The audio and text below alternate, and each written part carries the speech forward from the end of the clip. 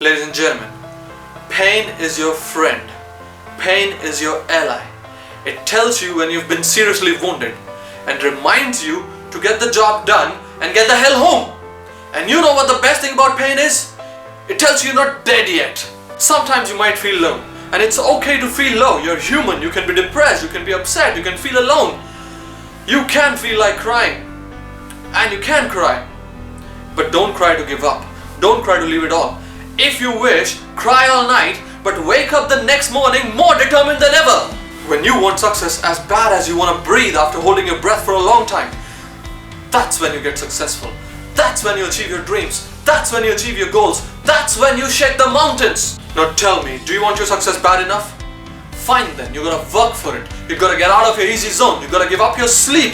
It could be freakishly cold outside and it might be tough, but you got to get out of your bed and get the ball rolling.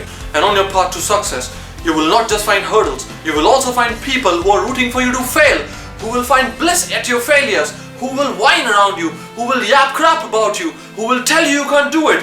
Get those energy drainers out of your life and prove them wrong. So the question is simple. Are you going to take the pain to be something you want to be, or are you going to die on average?